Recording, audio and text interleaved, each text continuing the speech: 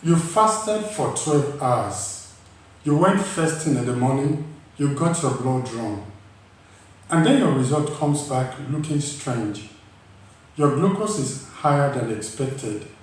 Your cholesterol is off. Your thyroid numbers are higher than your last draw. Before you panic, let me tell you something. What you do before a lab test matters enormously. And most people aren't told what to actually do to get accurate results. Welcome to Opti Labs, where we decode your lab results and uncover the deeper story behind the numbers. I am Dr. Austin Odigie. Not every test requires fasting, but those that don't require it will give you meaningless results if you don't do it properly. The key tests that require fasting are fasting glucose, fasting insulin. HbA1c does not require fasting, but you get a more standardized result in a fasted state. Lipid panels and most comprehensive metabolic panels when glucose is being evaluated. The standard instruction is nothing to eat for 8 to 12 hours before the draw. But a few things trip people up. Coffee. Even black coffee without sugar or cream activates your cortisol response, raises blood glucose, and can influence certain hormone levels. If you are testing glucose or cortisol-related markers, skip the coffee. Water is fine. In fact, being well hydrated makes the blood draw easier and helps dilution of certain markers like hematocrit. Drink water freely. Gum and meat contains sweeteners that can spike glucose and insulin. Skip them.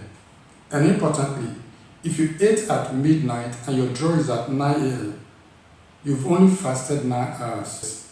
10 to 12 hours is a target. Plan accordingly. Heavy exercise in the 24 hours before a blood draw can significantly affect your results. Here is why. Creatinine rises after intense exercise because muscle breakdown releases creatinine into the blood. If you went to a hard gym session the night before and your creatinine comes back elevated, your doctor might be concerned about kidney function when actually you are just sore. Liver enzymes, specifically ALT and AST, can also rise significantly after intense physical activity, particularly resistance training. These are the same enzymes that indicate liver damage. A lab result showing elevated AST and ALT in an athlete who trained hard the day before is almost always exercise related, not a liver problem. But it can cause unnecessary alarm. CK or creatine kinase measures muscle breakdown and can remain elevated for days after intense training. The recommendation: avoid heavy or intense exercise for 24 to 48 hours before a blood draw, especially if you are testing liver enzymes, kidney markers, or inflammatory markers. Many hormones follow circadian rhythm. Their levels changes throughout the day, sometimes dramatically. If you are testing at random and comparing results, you may be comparing apples to oranges.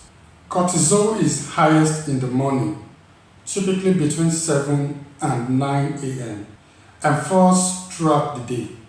If you test cortisol in the afternoon because that was the only opportunity available, you will get a low result that doesn't represent your overall cortisol picture. Morning testing is the standard. Testosterone peaks in the early morning as well. Testing late morning versus late afternoon can give you significantly different results, sometimes varying by 20 to 30%. This matters when you are monitoring treatment or trying to establish a baseline. TSH, your thyroid stimulating hormone, is highest in the early morning and drops throughout the day. A test run at 8 a.m. versus 2 p.m. can show meaningfully different numbers. For consistent monitoring, always test at the same time of day. Iron studies are also morning sensitive. Iron levels follow a daily reading and are most accurately measured in a fasted morning state. Some medications and supplements can directly interfere with lab tests, either by directly interfering with the marker being measured or by chemically interfering with the assay itself. Biotin, which is vitamin B7, is probably the most significant example. Biotin supplements, particularly high-dose ones, taken for hair and hair growth, can cause thyroid tests, specifically TSH and free T4, to look falsely abnormal or falsely normal. This has caused real-world harm. People have been incorrectly treated for thyroid disease because of biotin interference, and people with actual thyroid disease have been missed. If you take biotin supplements, stop them at least 48 hours before thyroid testing. Some sources suggest 72 hours for high doses. Statins can elevate liver enzymes and CK. Iron supplements taken close to the draw can temporarily raise serum iron. Steroids affect blood glucose, white blood cells, and inflammation markers. Oral contraceptives affect lipid panels, thyroid binding proteins, and iron studies. Always tell your ordering physician what you are taking. That includes supplements and vitamins, not just prescription medications. Acute stress raises cortisol, which in turn raises blood glucose and can affect white blood cell count. If you had a stressful morning, sat in traffic for an hour, argued with someone before a draw, or had white coat anxiety the moment you step into the lab, your results would reflect this stress state rather than your resting state.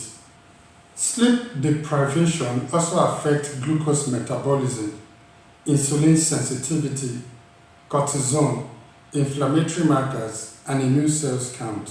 A single night of poor sleep before a draw can produce results that don't represent your typical baseline.